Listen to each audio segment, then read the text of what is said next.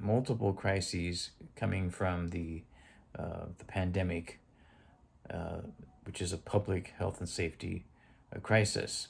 Corporations are being advised, focus on the world, the parts of the world that are growing, where your market will expand, where you can participate in growth and therefore see rising profits and do well. And the United States isn't that place. It's over.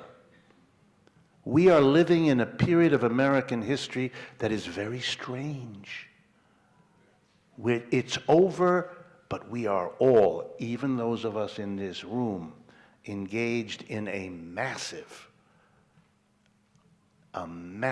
process of denial. Nor is it surprising. Don't worry, I'm not going to leave you down. Denial is an understandable reaction to a difficult reality. Always has been. You know that from your own personal life. Think about it. So what do you do? What do you do? How do you handle a situation like this as a society? I find conversations like this and music and cultural things, I'm working cultural and economic transition because that's where I see the hope. And having conversations like this with people on all levels, celebrities, regular people, homeless people on the street, I don't care. Everyone has a soul. That's what I see the hope is. How do you think your father would look at all this that's going on right now?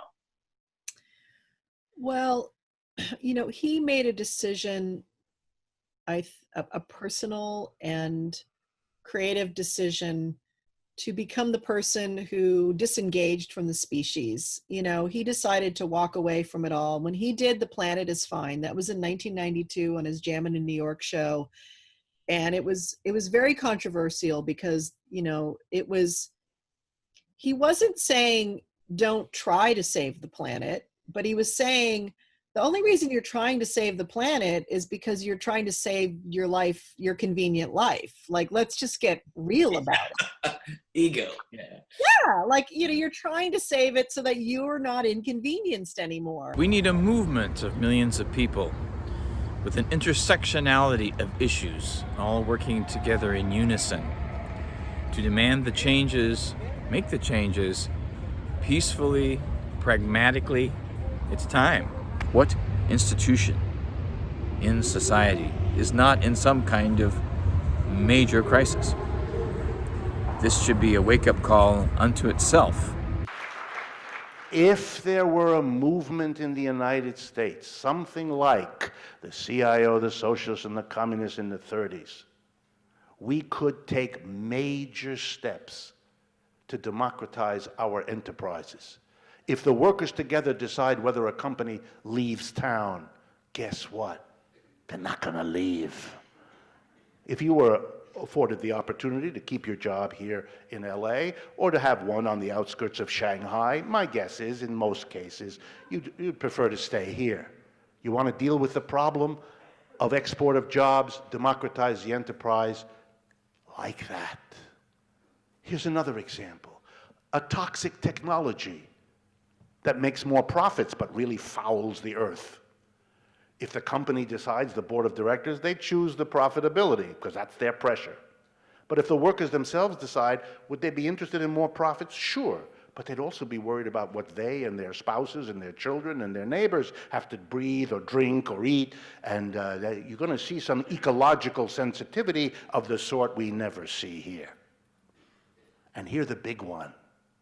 What's the biggest source of income and wealth inequality in America? It's the distribution of profits.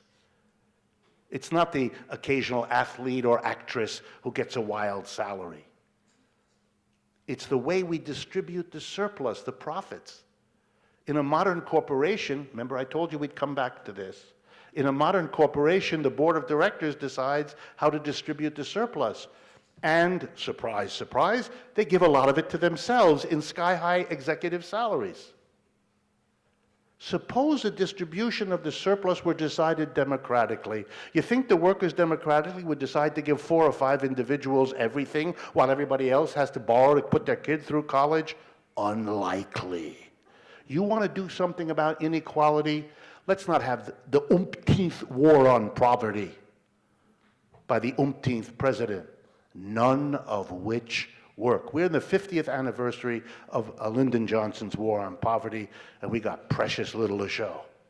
You want to do something about inequality of income and wealth, then don't keep inventing laws and rules to redistribute the wealth and the income. Don't maldistribute it in the first place. Then you won't have to have a debate about which is the better way to redistribute. Don't do that. Don't allow it to be distributed that way in the first place. And a democratic distribution. And what am I asking for? All the workers together produce the profit by their efforts. Nothing would be more obvious than to let all of those who contributed to produce them decide what to do with them.